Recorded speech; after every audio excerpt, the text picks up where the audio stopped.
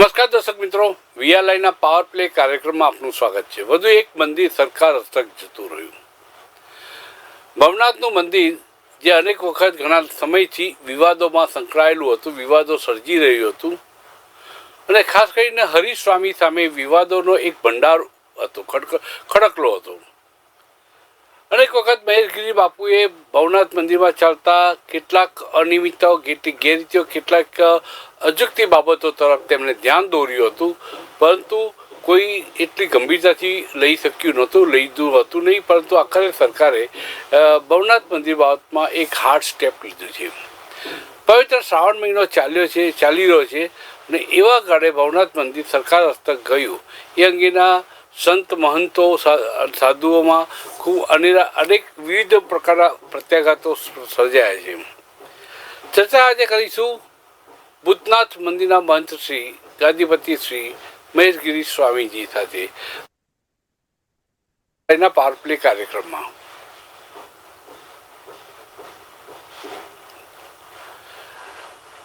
મહેશગીરીજી, ભવનાથ મંદિર સરકાર હસ્તક ગયું, આપના પ્રત્યાઘાત શું છે? પ્રતિક્રિયા સૌથી પ્રથમ શું હતી આપની?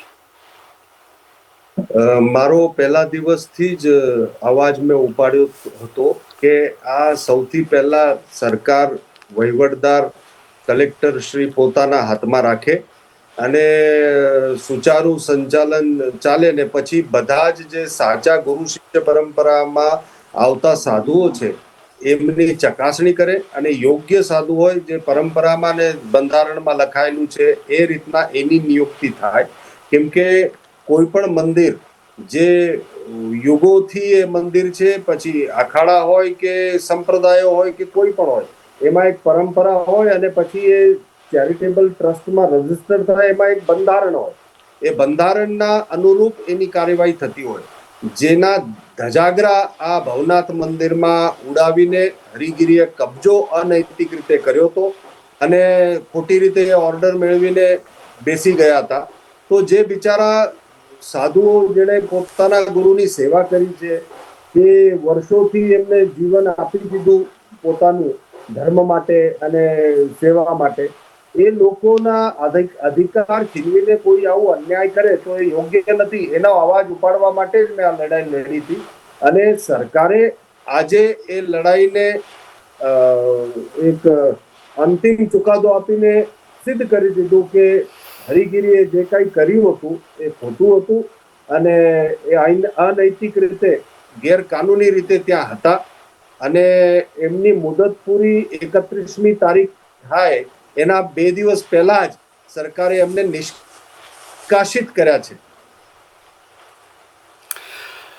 મહેશગીરી બાપુ, સામાન્ય રીતે બે સંતો વચ્ચેનો અહમ, ભવનાથ મંદિર સરકાર હસ્તક જતું રહ્યું એવું કેટલાક લોકોનું કહેવું છે.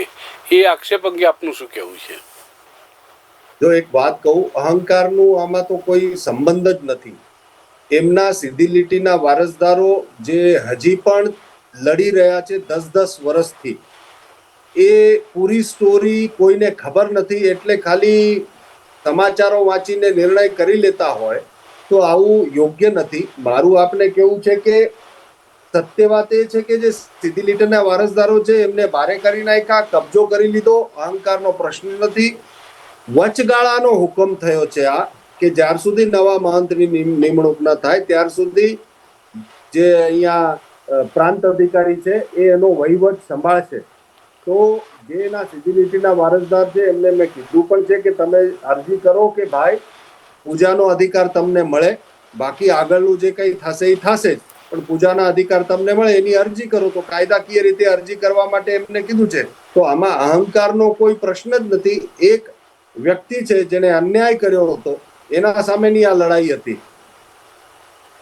મહેશગીરી બાપુ, સામાન્ય છે સરકાર વચગાળાનો હુકમ કરીને મંદિરનો વહીવટ પોતાના હસ્તક લેતી હોય છે.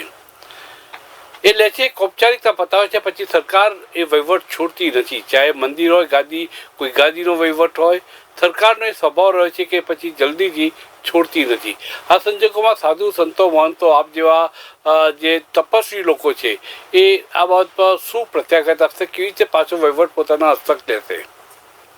સૌથી પહેલા હું આપને પદ્મકાંતભાઈ કહેવા માંગુ છું કે સરકાર તરફથી જે અત્યારે નિમણૂક થઈ છે એ પ્રાંત અધિકારીએ ઓન રેકોર્ડ એવું કીધું છે કે થોડા જ દિવસોમાં મહંતની પ્રક્રિયા હાથ ધરાશે અને બધાએ પોતપોતાના દાવા જે મૂકશે એ દાવાઓમાં કાગળો અને એમની પરંપરા ને બધું જોવામાં આવશે અને પછી મહંતની નિયુક્તિ થશે. તો સરકારનો જો ઈરાદો એવો હોય તો પ્રાંત અધિકારી વગર સૂચનાએ આવું બોલે નહીં. નંબર 1 વાત. નંબર 2 વાત કે જે બંધારણ ટ્રસ્ટનું છે એ ટ્રસ્ટના બંધારણમાં સ્પષ્ટ લખ્યું છે ગુરુ શિષ્ય પરંપરા, અને ગુરુ શિષ્ય પરંપરામાં જો કોઈ બચ્યું ન હોય તો દશનામી સંન્યાસીની નિયુક્તિ થાય. તો આ બે કેસમાં સરકાર પોતે પોતાના પાસે જ રાખશે મંદિર અને એવું કઈ મને આમાં લાગતું નથી. અને ધીમે ધીમે તો એવી વાત આવી રહી છે કે ભારતભરમાં જે સરકારો હસ્તગત મંદિર છે એ પરંપરા જેની જૂની પરંપરા ચાલતી હોય એમને પણ સરકાર પાછા સોંપી દેશે અને સનાતન બોર્ડ બનશે ને આવી બધી વાતો ચાલે છે. પણ મારું કહેવાનો ભાવ એ છે કે આમાં તો બંધારણ ચોખ્ખું લખેલું છે, તો મને નથી લાગતું કે એવો કોઈ પ્રયત્ન થશે. જો એવો પ્રયત્ન થશે તો સાધુ સંતો બધા ભેગા થશે ને સરકારના સામે બધી વાત મૂકશે. ભવનાથ મંદિરના મહંત પદ માટે દાવેદારી આપની ખરી કે નહીં? આપ ઈચ્છો છો કે આપ પોતે એનો વહીવટ સંભાળો? હું પહેલા દિવસથી જ કહું છું કે હું દાવો નથી કરવાનો. નંબર 1 વાત. મંદિર મને જોઈએ છે એના માટે લડાઈ નથી લડી. બીજી વાત. ત્રીજી વાત, અંબાજી મંદિરના મહંત તનસુખગીરી બાપુ મારા ચોટી ગુરુ હતા. એ હું પહેલા દિવસથી કહું, જેના પુરાવા સાક્ષીને બધું જ છે મારા પાસે. એમના માધ્યમથી હું દાવો કરી શકું એવો મારો હક બને, પણ એ મને નથી જોતું. હું પહેલા દિવસથી કહી રહ્યો છું. આ લોકો બીજા વારસદારો, બીજા લોકોને આના અંદર જે દાવા કરવાના છે એ બધાને હું કહી રહ્યો છું કે તમે દાવા કરો અને આ મેળવો. તમને જે મદદ લાગશે હું કરીશ. જી, હરીશ સ્વામીનો રોલ આ ભવનાથ મંદિરની વિવાદમાં હંમેશા વિવાદાસ્પદ રોલ રહ્યો છે. હરીશ સ્વામી હવે શું કરશે? એ હજુ ભવનાથ મંદિરમાં જ દામા નાખીને બેઠા છે કે ભવનાથ મંદિરની ગાદી છોડીને બીજે ક્યાંક ચાલ્યા ગયા છે? હરિગીરી સાથે એક વિવાદાસ્પદ મહિલા પણ એમની સાથે હતા. હરિગીરી છે એ એમના પાસેથી કબજો લેવામાં આવી ગયો છે.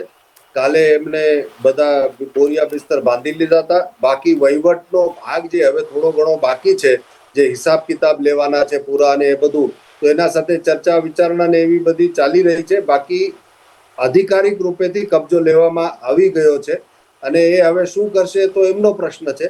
પણ મેં એવું કીધું છે કે મારી લડાઈ પૂરી નથી થઈ. એમને જે ગેરકાનૂની રીતે બધું જે કર્યું છે એના વિરોધમાં હું લડતો રહીશ અને એમને જેલમાં મોકલવું એ મારો નિયમ મેં લીધો છે કે એમને ખોટું કર્યું છે ને જેલમાં જવું પડે, કેમ કે બહુ ખોટું કર્યું છે.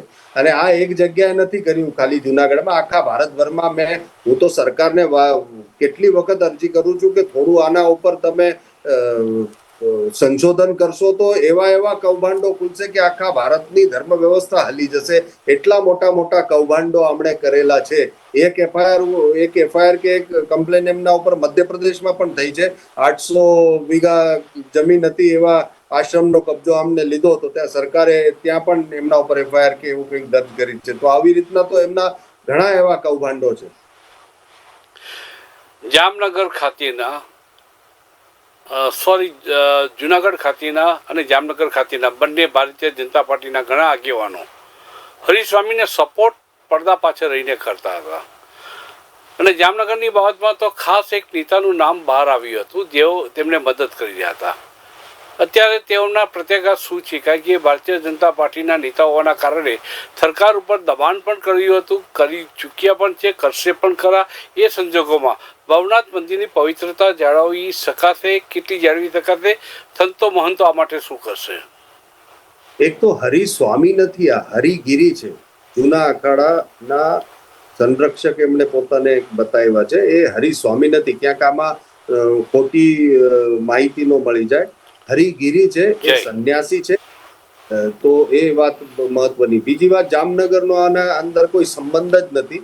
જુનાગઢના કોઈ પણ એવા નેતાએ સીધો સપોર્ટ કોઈ કર્યો નથી. એકાદો કોઈ હશે તો હશે, બાકી બધા એક જ વાત કરી હતી કે ભવનાથ મંદિરમાં જેમના પુત્ર હમણાં જ ઇલેક્શન હારી ગયા હતા એમની વાત આપણે કરું છું.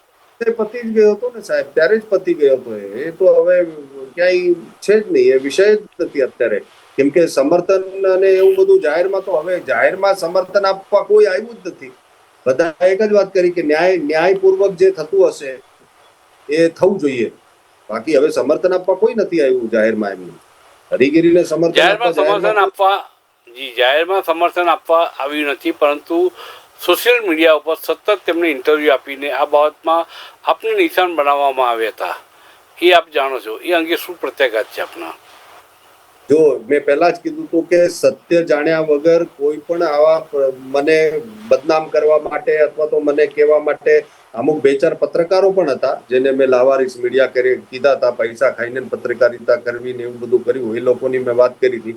એ લોકોને સોશિયલ મીડિયા આપે જાહેર ચર્ચા માટે પણ આહવાન કર્યું હતું અને કરી પણ નથી. મારું કેવું છે, નામ નથી લેવાનો, તમારી મર્યાદા નહીં તોડું, પણ કહેવાની મારી વાત એ છે કે સાહેબ, સોશિયલ મીડિયા ઉપર પણ સત્ય વાત જાણ્યા વગર જે કોઈએ વાતો કરી છે એમને જવાબ મળી જ ગયો છે આજે.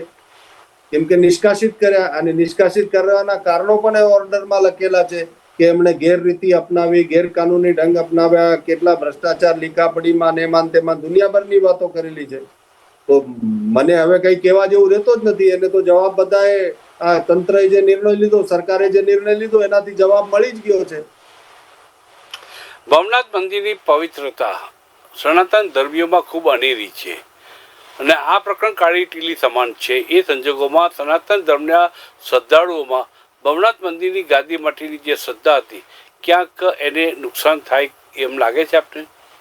હું નથી માનતો સાહેબ, ધર્મને કોઈ દિવસ કલંક લાગતું જ નથી સાહેબ. પહેલી વાત તો ધર્મ છે, પવિત્રતા એની એવી છે. આવા બધા લોકો અન્યાય કરે ને અધર્મ કરે ને એ બધું કરે, પણ પ્રકૃતિ પરમાત્મા વ્યવસ્થા કરતી હોય છે. જેમ ધૂળ લાગે ત્યારે સફાઈ ચાલે, એવી રીતના સફાઈ ચાલુ થઈ છે. બાકી આવું ધૂળ ઉડીને એની પછી સાફ સફાઈ થઈ જશે. બાકી હું એવું નથી માનતો કે બહુ કઈ ધર્મને આનાથી નુકસાન થશે. કેમ કે જેને શ્રદ્ધા પહેલેથી જ ડગમગેલી છે, એ ફક્ત વાતો સાંભળીને શ્રદ્ધા રાખેલી હોય એની ડગમગી શકે, પણ જે સાચી વાત જાણતા હોય, જે ધર્મને ખરેખર સમજતા હોય, એની શ્રદ્ધા ક્યારેય નહીં ડગી શકે. કેમ કે આમાં ભવનાથ દાદા કે ભવનાથ મહાદેવને કઈ નુકસાન નથી થયું. આ તો વ્યવસ્થાની વાત છે. વ્યવસ્થાના સાથે થયું છે જે કઈ થયું છે. મંદિર તો યુગોથી છે. મહેશગીરી આપ બોલો. મહેશગીરી આજે છે કાલે વયા જશે, હરિગીરીજી આજે છે કાલે વયા જશે. મંદિર અને ભગવાન તો એ તો ધર્મ ને આ તો બધું એમને એમ જ રહેવાનું છે સાહેબ.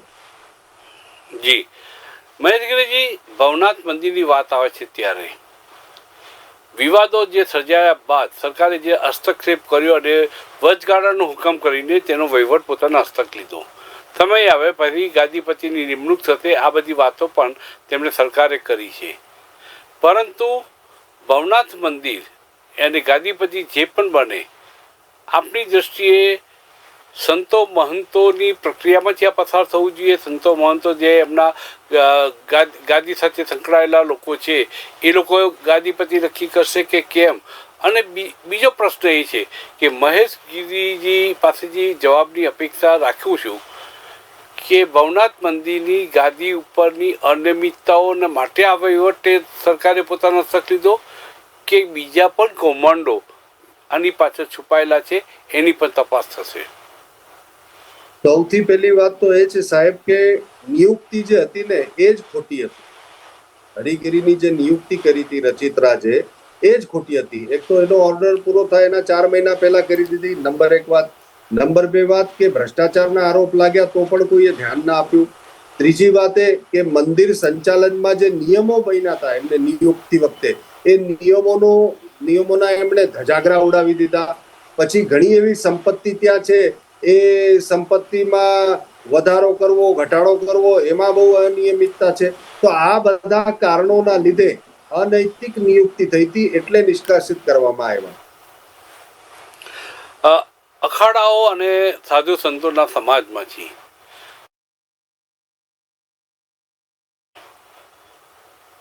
વયો ગયો, હવે આવ્યો જી. હરિગીરીની અકાલપટ્ટી થશે સાધુ સમાજમાંથી, અખાડાઓમાંથી કે કેમ? કારણ કે આપની વખત એમ કહેવામાં આવ્યું હતું કે મહેશ ગિરીજીની અકાલપટ્ટી અખાડાઓએ કરી છે, માટે એ જે કુંભ મેળા, મહાકુંભ મેળામાં તેમને આમંત્રણ નથી, તેમને કોઈએ બોલાવ્યા નથી, અને આપ ત્યાં આગળ મહાકુંભની અંદર આપ પ્રગટ થયા અને જવાબ આપ્યો. હવે હરિગીરી સ્વામીનું શું થશે? હરિગીરીનું શું થશે? સોરી, કુંભ મેળાનું આમંત્રણ ક્યારેય હોતું જ નથી. કુંભ મેળો એક આ ધાર્મિક મેળો છે જે યુગોથી ચાલે છે, કોઈના આમંત્રણની જરૂર નહીં. નંબર 2 વાત, બહિષ્કાર કુંભ મેળામાં આ કરી જ ન શકે, એની એટલી ત્રેવડ નથી, ફક્ત અફવાઓ ફેલાવેલી. બહિષ્કાર અખાડાએ કર્યો એવી વાત છે તો મેં લેખિત માંગ્યું, આજ સુધી લેખિત કાગળ નથી મળ્યો. અને જો બહિષ્કાર આમણે કર્યો તો કાલે હરિગીરીએ મીડિયામાં એવું કીધું હતું કે ભાઈ મહેશગીરી અમારા અખાડાનો સાધુ, મહાદેવગીરી અમારા અખાડાનો સાધુ.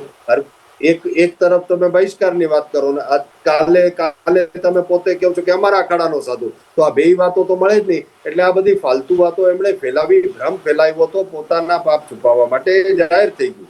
બીજી વાત એ છે સાહેબ, એમના બહિષ્કારની વાત મેં કીધી છે કે મેં તો કોઈ ગુનો કર્યો નથી, તો બહિષ્કાર કરવાની વાત આવતી જ નથી, પણ એમનો તો ગુનો સાબિત થયો છે. હવે અખાડાએ એમને બહિષ્કાર અખાડાએ કરવો જોઈએ, પણ જે રીતના એ વ્યક્તિનું તાકાત કે ગુંડાગર્દી કે આ છે એના લીધે કેટલા દિવસ ટકશે એ જોવાનું છે. હવે ખાલી હરિગીરીની સામે એફઆઈઆર દાખલ થઈ શકે કે કેમ? 110% થઈ શકે સાહેબ, પણ શું છે કે તંત્ર અને સરકાર જો એના એ કરવા માટે થોડીક આગળ આવે, જે તટસ્થતાથી આ નિર્ણય લીધો છે એવી રીતના એને જે કાગળ ત્યાં મૂક્યો હતો કલેક્ટરમાં, ભ્રષ્ટાચાર જે કઈ કર્યા છે એનો, તો જો તંત્ર અને સરકાર જો એના માટે કંઈક વિચારે તો 110% એના ઉપર એફઆઈઆર થાય, સજા મળે અને જેલમાં પણ જાય. તંત્ર જો ફરિયાદ ના કરે તો મહેશ ગિરીજી પોતે આગળ આવીને ફરિયાદ નોંધાવે ખરા? હું પહેલા મારો એક નિયમ છે સાહેબ કે હું પૂર્ણ રીતે એકદમ પુરાવા, પ્રમાણ અને એ બધા ભેગા કરું, જ્યાર સુધી એમાં કોઈ કચાશ હોય ત્યાર સુધી કોઈ પગલું લેતો નથી. એટલે હું એ બધું પ્રયત્ન કરીશ. જો એવું કઈ લાગે કે તંત્ર ને સરકાર એમાં કઈ આગળ વધે છે કે નથી વધતી એ જોઈને અને પછી આગળ નિર્ણય કરીશ, પણ છોડીશ નહીં સાહેબ. મેં કીધું ને, જેલમાં નાખવા માટે જે કઈ કરવું પડે એ બધા પ્રયત્નો કરીશ. હરિગીરીની સાથે સંકળાયેલા કેટલા સાધુઓ છે કે જે હરિગીરીને સપોર્ટ કરી રહ્યા છે અને અપ્રચાર કરી રહ્યા છે આપના વિરુદ્ધ, અને ભવનાથ મંદિરની ગાદી માટે કલંકિત પ્રવૃત્તિઓ કરી રહ્યા છે? કેટલા લોકો છે આવા? એવા છે 2-4-5 જણા છે સાહેબ, કેમ કે હવે તો બહુ કઈ એમને સમર્થન એટલું મળતો નથી, પણ 2-4-5 જણાની મજબૂરી, એ મજબૂરી માટે મારે તો એમાં શું કેવું, કેમ કે એમના પાસે કંઈક અપેક્ષા હશે ને કંઈક અહેસાન હશે, એના લીધે કરતા હશે. પણ મારો એમના સામે વિરોધ નથી, મારી તો એક લડાઈ હરિગીરી સાથે છે.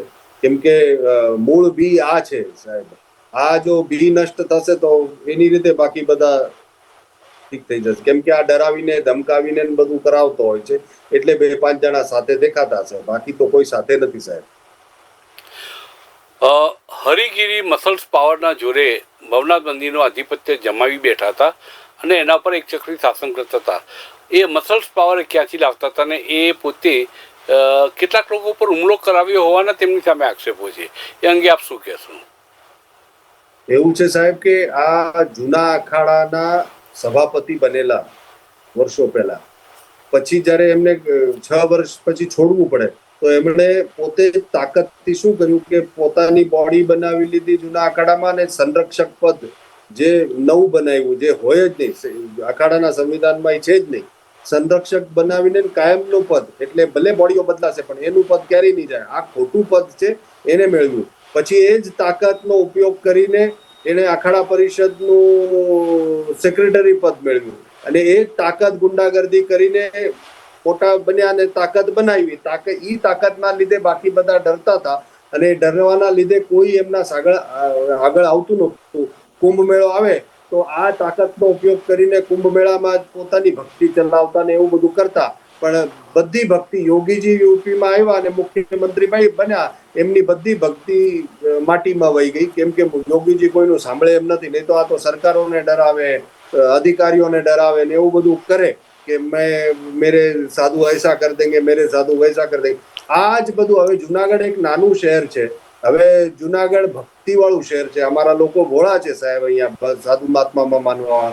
તો આ બધી તાકાત લઈને અહીંયા આવે ને એવું બધું જોવે તો બધાને એમ લાગ્યું કે આ તો કંઈક બીજું જ છે. પણ સાહેબ પછી જયારે આ બધા પ્રકરણો થયા ત્યારે લોકોને ધીમે ધીમે હવે ખબર પડવા માંડી છે કે આવું નથી, આ બધું ખોટું છે. ને ઈ તાકાતો જે મેં તમને કીધી કે કુંભ મેળામાં નેતાઓ આવે તો એના ફોટા, અધિકારીઓ આવે તો એના ફોટા, જજીસ આવે તો એના ફોટા. હવે એ બધું ત્યાં તો મંદિરમાં દર્શન કોઈ પણ આવતું હોય, તમે આ ફોટા લઈને ડરાવવાના ધમકાવાના કામ કરશો તો એ તો આજ નહીં તો કાલે પાપના ઘડા ફૂટે, એ ફૂટવા માંડ્યા છે સાહેબ. હરિગીરી પોતે જે ગુંડાઓનો ઉપયોગ કરતા હતા, એ ગુંડાઓ ગુજરાતના હતા કે ગુજરાત બહારના હતા? બધી બાજુના સાહેબ, એ બધી બાજુથી કરે. એનો સ્વભાવ છે, એ બધી જ રીતે ઉપયોગ કરે છે. હરિગીરી અને ખાસ કરીને ભવનાથ મંદિરના વિવાદની અંદર કોઈ એક સ્ત્રીનો રોલ બહુ મહત્વનો હતો, એ વાત સાચી? અને એ શું હતો રોલ?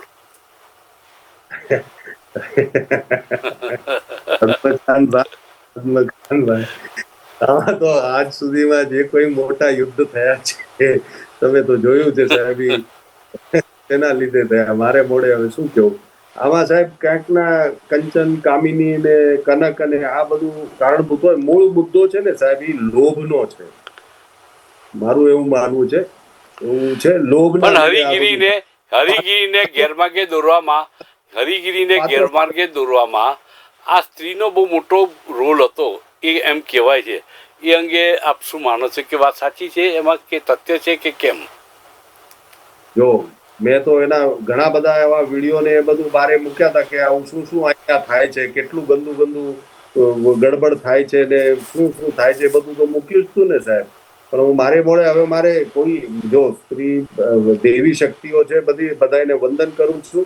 પણ આ બધું કારણભૂત છે, બધું જ કારણભૂત છે.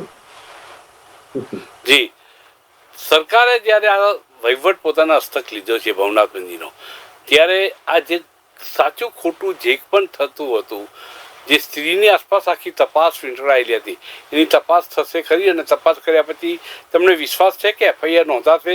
આ વ્યભિચારને લગતી પણ કોઈ ફરિયાદ થાય એમ લાગે છે આપને?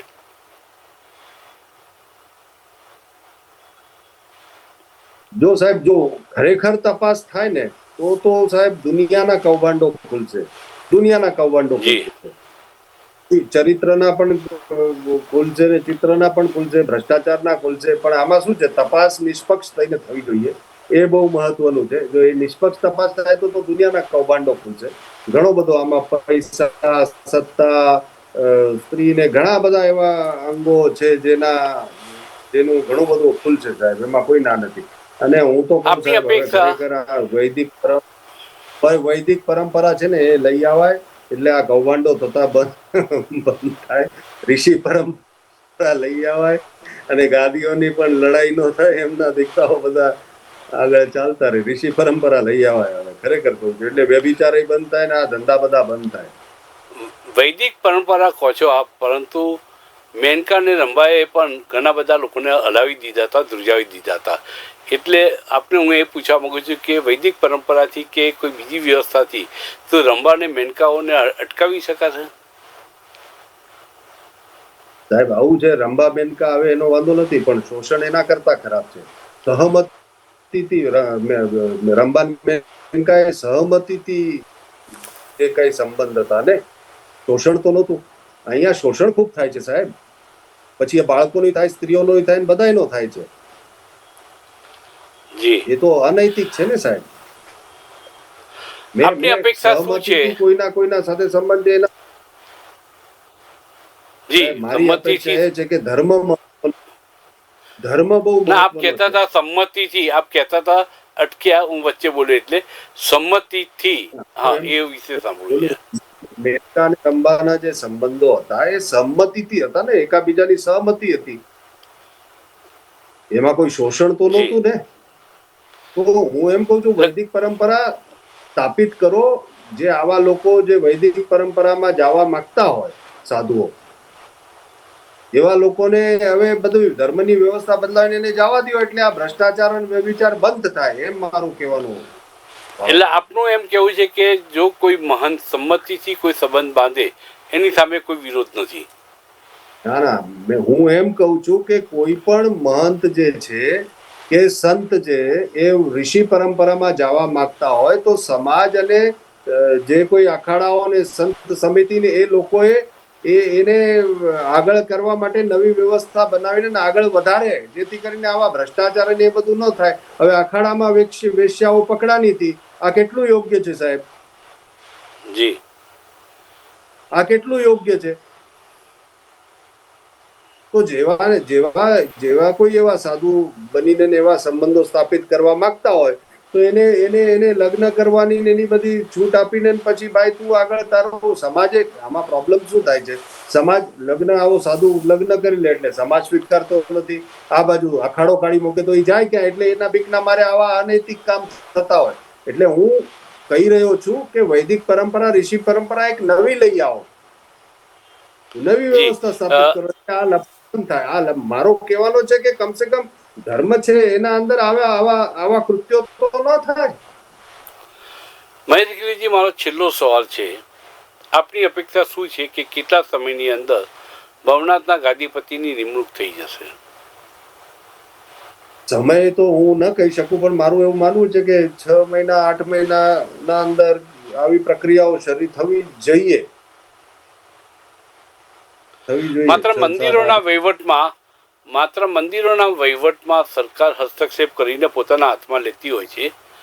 ક્યારેય પણ કોઈ બીજા ધર્મની અંદર કે કોઈ સંપ્રદાય, સ્વામિનારાયણ સંપ્રદાય કે જૈન સંપ્રદાય, એવા કોઈ સંપ્રદાયની અંદર સરકાર એન્ટ્રી લઈ શકતી નથી.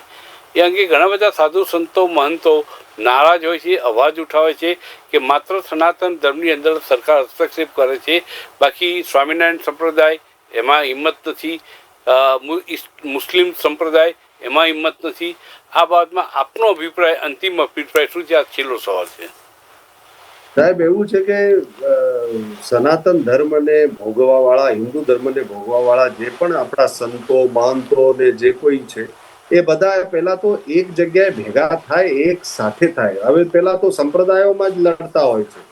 એ સંપ્રદાયોની લડાઈ એકાદ બીજાની બંધ કરીને ખડદર્શન, પછી કાળા પીળા લુગડા વાળો હોય, ભગવા વાળો હોય, બધા એક છત્ર નીચે આવે તો સરકાર સનાતન બોર્ડ બનાવે ને એના માધ્યમથી આ બધા સંસ્થાઓનું ને મંદિરોનું સંચાલન થાય, એ તો ખૂબ સારું જ થશે. પણ આ બધાને અધ્યક્ષ થવું છે, બધાને મંત્રીઓ થવું છે, તો આમાં તો આ લડાઈના લીધે પછી શું કરે સરકાર? શું? મારી વાત સાથે આપ સંમત છો કે માત્ર સનાતન ધર્મમાં સરકાર એન્ટ્રી લે છે, બીજા સંપ્રદાય કે ધર્મની અંદર હિંમત નથી, એમાં સંમત છો આપ? ના ના, વક્ફ બોર્ડ ઉદાહરણ નથી સાહેબ. વક્ફ બોર્ડ જો તમે કેટલા બદલાવ લઈ આવ્યા, એવું તો નથી. સનાતન બોર્ડ બન્યું નથી એટલા માટે એવું આપને લાગે છે. હવે આ અન્યાય ને અધર્મી કોઈ આવીને કબજા કરે તો સરકારને અંદર તો ઉતરવું જ પડે ને. વ્યવસ્થા છે સાહેબ, તો સરકાર ઉતરવું જ પડે. અપેક્ષા રાખીએ કે ભવનાથ મંદિરના ગાદીપતિ ટૂંક સમયમાં ઝડપથી સનાતન ધર્મીઓને જોવા મળે અને જે પણ ખરાબી હતી, જે પણ ત્રુટીઓ હતી, જે પણ ગેરરીતિઓ હતી, જે પણ અવ્યવહારિક બાબતો હતી, એ તમામની તટસ્થ તપાસ થાય અને જરૂર પડે જવાબદાર લોકો સામે પગલાં લેવાય, એવી સાધુ સંતો અને મહંતોની એક અપેક્ષાઓ છે. આ સાથે ચર્ચાનું અહીં સમાપન કરું છું આ વિષય ઉપર, અને હવે ફરી મળીશું નવા વિષય સાથે પાવર પ્લે કાર્યક્રમમાં. અત્યારે રજા આપશું. નમસ્કાર.